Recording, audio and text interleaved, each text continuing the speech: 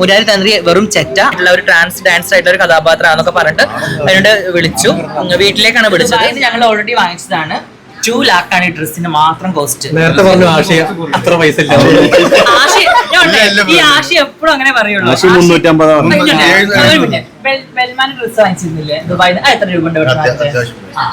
ഇവരത് പറയത്തില്ല. കണക്കിലായിരിക്കും ഇത് നല്ലൊരു എമൗണ്ട് ഉണ്ട്. അല്ല അങ്ങനെ ആയിരിക്കും അവൻ പറയുന്നത്. 350 ആഷിക്ക് പൊതുവെ പറയില്ല.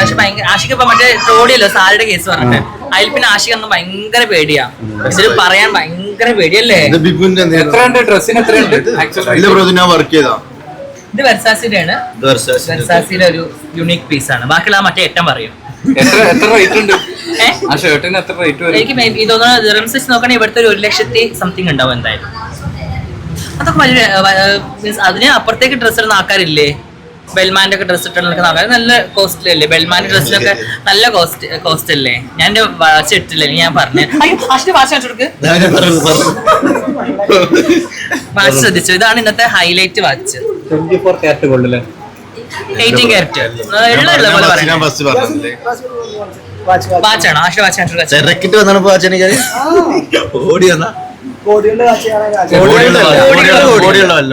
അപ്പൊ തന്നെ കോടികളാക്കി. ഇതാണ് അന്ന് സാരിയുടെ ഇതിൽ സംഭവിച്ചത്.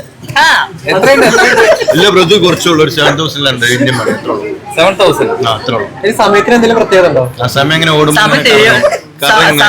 കറങ്ങും. സാധാരണ ഓടുന്നേക്കാൾ കുറച്ച്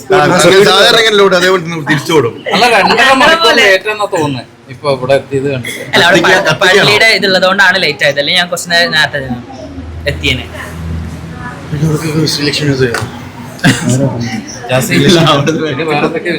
വേറെന്താ നല്ല വിശേഷങ്ങള്? വീണ്ടും ഏറെ പോയിരുന്നോ? ഇപ്പൊ ഒന്ന് ഏറി പോകാനുള്ള ഒരു ലക്ഷണം കാണുന്നുണ്ട്. കാരണം ഇപ്പൊ ഞാൻ എന്റെ യൂട്യൂബ് ചാനൽ കണ്ടായിരുന്നോ? കാരണം ഞാൻ ഓൾറെഡി എന്റെ യൂട്യൂബ് ചാനൽ പറഞ്ഞിട്ടുണ്ട്. അയാൾ എനിക്ക് ആദ്യം അറിയാം. അപ്പൊ അതിന്റെ കാര്യങ്ങളൊക്കെ ഞാൻ കാണിച്ചു തരാം.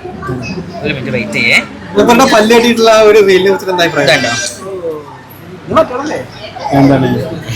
മുരാരി തന്ത്രിയെ പരിചയപ്പെടുത്തി തന്നത് നന്ദിനി റെഡ്ഡി. മുരാരി തന്ത്രി വെറും ചെറ്റ, അയാൾ എന്നോട് ചെയ്തത് അറിയണോ? ഇനി യൂട്യൂബ് ചാനൽ എല്ലാവരും പോയി നോക്കുമ്പോ നിങ്ങൾക്ക് മനസ്സിലാവും. മുരാരി തന്ത്രി ഇല്ലേ? അറിയാം ഓൾറെഡി. കാരണം ഞങ്ങള് ദുബായിലുള്ള സമയത്ത് എനിക്ക് അയാളെ അറിയാം. എനിക്ക് അയാളെ പരിചയപ്പെടുത്തുന്നത് ഓൾറെഡി ഈ പറയുന്ന വ്യക്തിയാണ്. അപ്പോൾ അന്ന് ഒരു മൂവിയുടെ കാര്യത്തിന് വേണ്ടിയാണ് അയാൾ എന്നെ അപ്രോച്ച് ചെയ്തത്. ഒരു മൂവി ഉണ്ട്, അതിലൊരു ഒരു ഡാൻസർ ആയിട്ടുള്ള ഒരു ഒരു കഥാപാത്രമാണെന്നൊക്കെ പറഞ്ഞിട്ട് എന്നോട് വിളിച്ചു. വീട്ടിലേക്കാണ് വിളിച്ചത്. അപ്പൊ എന്നോട് പറഞ്ഞ് അയാളെ ഞാൻ ഒറ്റയ്ക്കാണ് പോവാന്ന്. പക്ഷെ ആശി ഉണ്ടായിരുന്നു എന്റെ കൂടെ. ആഷി ഞാനും കൂടെ ആഷിന്റെ ഫ്രണ്ട് ഉണ്ട്. 3 ആളും കൂടെ പോയത്. അത് കഴിഞ്ഞ് എന്നോട് ചോദിച്ചു ഇനി ഒരു വട്ടം കൂടി വരണം, എന്താണ് ഡയലോഗ് തന്നു, ഡയലോഗ് പഠിച്ചിട്ട് വരണം എന്ന് പറഞ്ഞു. അപ്പോൾ എന്നോട് അന്ന് വരുന്ന സമയത്ത് ഇങ്ങനെ ആഷി എങ്ങനെ വരുന്നത്, ഒറ്റയ്ക്ക് വന്നാൽ മതി, പേടിക്കേണ്ട ആവശ്യമൊന്നുമില്ല, നമ്മൾ ഇപ്പോൾ നല്ല ഫ്രണ്ട്സ് അല്ലേ, ടിക്ടോക്ക് ഉണ്ടെന്ന്, ടിക്ടോക്ക് ഫ്രണ്ട്സ് അല്ലേ എന്നൊക്കെ പറഞ്ഞാൽ. പക്ഷെ ആ രണ്ടാമത്തെ ഒരു ഇതിന് ഞാൻ പോയില്ല, അപ്പൊ സമ്മതിച്ചില്ല പോകാനായിട്ട്. പിന്നെ അതിന്റെ ശേഷം പിന്നെ എനിക്ക് ആ സിനിമയെ കുറിച്ച് ഒന്നും ഞാൻ അറിഞ്ഞിട്ടില്ല. പക്ഷെ അയാൾ പിന്നെ ഇയാളൊരു വാർത്ത 16 വയസ്സായ ഒരു കുട്ടിനെ പീഡിപ്പിച്ചു, പ്രായപൂർത്തി പെൺകുട്ടിനെ പീഡിപ്പിച്ചു എന്ന് പറയുമ്പോൾ എനിക്ക് തോന്നിയത് പറയാം. അങ്ങനെ അയാളെ സ്വഭാവം ആൾക്കാരെ അറിയട്ടെ. ഇങ്ങനെയുള്ള സ്വഭാവം പണ്ടേ ഇയാള് ഇങ്ങനെ സ്വഭാവമുള്ള ആളാണെന്നുള്ളത് ആൾക്കാരെ അറിയട്ടെ.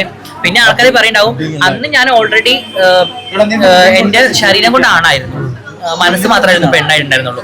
അപ്പൊ ആൾക്കാർ താഴത്തെ കമന്റ് വരും, നീ അന്ന് ആണുങ്ങളെ പോലല്ലേ, അതിന് പിന്നെ പ്രശ്നമുള്ളത്. ഈ പറയുന്ന ഈ കമന്റ് ഇടുന്ന ആൾക്കാരെ ആൺകുട്ടികളെ ഒരു തന്ത്രന്റെ അടുത്ത് വിടട്ടെ. എന്തുകൊണ്ട് വിടുന്നില്ല? ആണിനും ഉണ്ട് മാനം, പെണ്ണിനും ഉണ്ട് മാനം. മാനം പെണ്ണിന് മാത്രം ഉണ്ടെന്ന് പറഞ്ഞൊന്നും ഇതല്ല, ആണിനും ഉണ്ട് പെണ്ണിനും ഉണ്ട്. മാനത്തിന് എല്ലാവർക്കും ഒരേപോലെ വിലയുണ്ട്. അല്ലെങ്കിൽ ഈ പറയുന്ന ആൾക്കാര് അവർ സ്വന്തം ആൺകുട്ടികളെ ആൺകുട്ടികളല്ലേ, കുഴപ്പമൊന്നുമില്ല, ഒരു തന്ത്രന്റെ കൂടെ പോയിട്ട് എന്താ പ്രശ്നമുള്ളത്? അവർ വിടട്ടെ അവരെ ആൺകുട്ടികളെ. എന്തുകൊണ്ട് വിടുന്നില്ല? അത്രേ ഉള്ളൂ. അല്ല തന്ത്രി ഇപ്പൊ ജയിലല്ലേ, വിടാൻ പറ്റില്ല. തന്ത്രിന്റെ അത് നന്നായി. തന്ത്രിന്റെ മൊത്തം മാത്രമല്ല ഞാൻ പറഞ്ഞത്, പൊതുവെ ഇപ്പൊ എത്രയോ ആൾക്കാർ ഈ ആൺകുട്ടികളായിട്ട് ബന്ധത്തിൽ ഏർപ്പെടുന്നില്ലേ, എത്രയോ ആൾക്കാർ ചെയ്യുന്നുണ്ട്. അപ്പൊ അത് ജാസിനോട് എന്തെങ്കിലും മോശമായിട്ട് പെരുമാറിയോ തന്ത്രിയോ? അല്ല, അന്നിനോടൊന്നും മോശമായിട്ട് പെരുമാറിയിട്ടൊന്നുമില്ല. രണ്ടാമത്തെ അയാള് അന്ന് ആശയുണ്ട് കൂടെ. ആശിനോട് ചോദിച്ചു ഞാൻ നോണ പറയുകയാണെങ്കിൽ അന്ന് ആശയുണ്ട് ഓൾറെഡി കൂടെ. അന്ന് ആശ ഓൾറെഡി ഞങ്ങൾ ആക്ട് ഒക്കെ ചെയ്ത് കൊടുത്തല്ലേ, ആക്ട് ഒക്കെ ചെയ്ത് കാണിച്ചു. അയാളത് വീഡിയോ എടുത്തൊക്കെ ചെയ്തു, എല്ലാം ചെയ്തു. പക്ഷെ പിന്നീട് രണ്ടാമത് അയാള് വിളിച്ചത് എനിക്കൊന്ന് റോങ് അടിച്ചപ്പോൾ പിന്നെ പോയില്ല.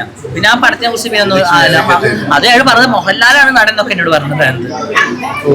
അത് ദുബായിലെ കുറെ ഇൻഫ്ലുവൻസേഴ്സിനൊക്കെ വെച്ചിട്ടുണ്ടായിരുന്നു ആ പടത്തില്. അങ്ങനെയാണ് എനിക്ക് ഒരു ചാൻസ് വന്നത്. ഇയാളെ ഞാൻ ഫസ്റ്റ് കാണാൻ ദുബായ് വെച്ചാണ്. ഇയാളെ പരിചയപ്പെടുത്തുന്നത് നന്ദി റെഡ്ഡി എന്നുള്ള ഈ പെൺകുട്ടിയാണ്. അപ്പോ എന്താണ് അന്ന് ഫ്രണ്ടായിരുന്നു നന്ദിന്റെ. അങ്ങനെ ഞങ്ങൾ രണ്ടുപേരും ഞാനും ആഷിയും ഒരു വേറെ ഫ്രണ്ടോട് ഇയാളെ ഫ്ലാറ്റിൽ പോയി ഇയാളെ സിനിമ ഡയലോഗും കാര്യങ്ങളൊക്കെ പറഞ്ഞു തന്നു. രണ്ടാമത്തെ ഇയാൾ എന്നെ വിളിച്ചപ്പോഴും പറഞ്ഞത് ജാസി എന്താണ് കൂടുതൽ ആരെ പാർട്ണർ ആഷി പാർട്ണർ കുഴപ്പമില്ല, അടുത്ത പ്രാവശ്യം വരുമ്പോൾ ജാസി ഒറ്റയ്ക്ക് വന്നാൽ മതി, നമ്മൾ ഫ്രണ്ട്സ് അല്ലേ, നമ്മള് അങ്ങനെ പ്രശ്നമൊന്നും ഇല്ലാന്ന്. പക്ഷെ എനിക്ക് എന്തോ നെഗറ്റീവായിട്ട് അടിച്ചതുകൊണ്ട് പിന്നെ ഞാൻ രണ്ടാമത് പോയില്ല. പിന്നെ ആ സിനിമയെ കുറിച്ചൊന്നും പറഞ്ഞില്ല. പിന്നെ രണ്ടാമത് അയാൾ ഇങ്ങനെ ഒരു സംഭവത്തിൽ അയാൾ ഭയങ്കര ഒരു റോങ് ആയിട്ടുള്ള ഒരു ഇത് വന്നപ്പോൾ എനിക്ക് തോന്നി ഇപ്പൊ അത് പറയേണ്ട ഒരു റൈറ്റ് ടൈമാണ്. അതുകൊണ്ടാണ് ഞാനത് പറഞ്ഞത്. പിന്നെ അയാളുടെ സ്വഭാവം പണ്ടേ മോശമാണെന്നുള്ളത് ആൾക്കാരെ അറിയട്ടെ. എന്നെ പീഡിപ്പിച്ച പിന്നെ ഇവരെ അറിയത്തില്ലേ? പീഡിപ്പിച്ചൊന്നുമില്ല, പേടിപ്പിച്ചു. പക്ഷെ ഞാൻ പോയില്ല. അന്ന് ഇങ്ങനെ സോഷ്യൽ മീഡിയ അത്ര ഇല്ല.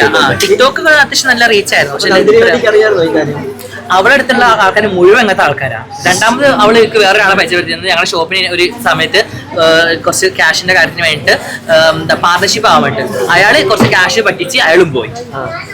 അങ്ങനെ കുറെ അവൾക്ക് ഒന്നാമത് ഇങ്ങനത്തെ കുറെ ലോക്കൽ ആൾക്കാർ ഈ ബാറിൽ വന്നിരുന്ന് ഇങ്ങനെ കുറെ ആൾക്കാരുണ്ടല്ലോ, അങ്ങനത്തെ ആൾക്കാരാണ് അവൾക്ക് കൂടുതൽ അറിയുന്നത്.